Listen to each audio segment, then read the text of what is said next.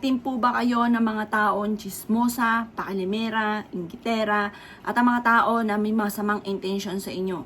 Minsan mga bossing ko, hindi nyo lang alam na may mga tao na nakakasalamuhan ninyo, na nakangiti sa inyo, pinupuri kayo, pero sa kalooban niya, sobrang inggit sa inyo or sisiraan ka pa po niyan mga bossing. Ako po may tuturo sa inyo ng pantaboy sa mga taong ganyan, lalo na kung mabilis ka nakakainggita ng inyong kapwa. Gawin niyo po ito kung kailan niyo ito mapapanood at makakatulong po ito upang sa ganon, kayo pa mga bossing ko ay layuan ng mga ganyan. Nakaka-pressure kaya mga ganyan, lalo na't ayaw kang tantanan mga bossing. Ngayon, kailangan lamang po natin mga bossing ko ng lime. Yan, lime or kaya lemon or kaya ay kalamansi kung talagang walang-wala mga bossing. Pero ang isa sa mga pinaka-the best, lime or lemon mga bossing. Ngayon pa mga bossing, pero kung wala, kalamansi, 3 kalamansi, pwede na po yan. At pagkatapos, i-slice nyo po yan. At yan po mga bossing ko, ay huwag yung pipigain. Hayaan nyo lang na nakalagay siya sa isang platito. At bubudbudan mo siya ng asin. Gawin nyo po yan ng mga bandang 7:00 lamang ng umaga. At iwi-wish po ninyo na lahat ng mga kamalasan ninyo, lalo-lalo na ang mga tao na nakaka-pressure sa buhay po ninyo, ay layuan na kayo. At walang pakilamanan kasi wala ka namang pakalam sa kanila at hindi mo sila pinakikilamanan. Sila lang po at talaga namang gustong-gustong pakilamanan ka mga bossing.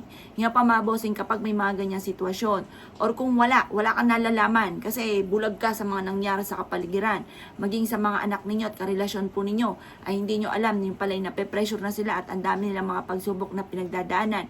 Kaya gawin nyo na po ito mga bossing.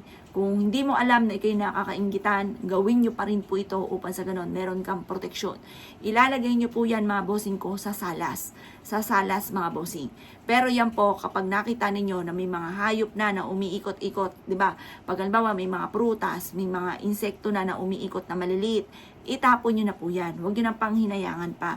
Dahil yan po ay marami na rin mga nahigop na negative energy. Pero kapag po yan ay wala naman, kahit tuyon-tuyo na, hayaan nyo lamang po yan. Kasi kapag kaagad ay nagkaroon ng langaw, positive po yan, marami na inggit sa inyo. Yung hindi naman langaw, yung parang maliliit na kulisap sa pagdating sa prutas, kapag nagkaroon kaagad po yan, humanda ka at sign na po yan na marami talaga naiinggit sa inyo mga bossing. Kaya mas mainam mga bossing ko, kapag po ganyan, itapon nyo na. At kung may kakayahan, gumawa ka uli. Gawa ka lang ng gawa, mga bossing. Basta yan po mga bossing. Basta naniniwala ka sa ganito ha. Kung hindi ka naniniwala, huwag mong gagawin mga boss. Huwag nyo na lang papansinin kapag hindi ka naniniwala. Pero effective po yan. Lalo na kung nape-pressure ka sa tao na parang galit na galit sa inyo, hindi nyo alam kung bakit. Inggit na inggit sa inyo, hindi mo naman alam sa sarili mo kung ano kinainggit sa inyo. Kaya mas mainam gawin nyo na po ito. Makakatulong po ito upang sa ganon, higit ka na maka-attract ng swerte. Kaya kung kininiwala at naisyo po itong gawin, huwag ka na magpatumpik-tumpik pa. Proven po ito mga bossing. At good luck po sa inyo po lahat.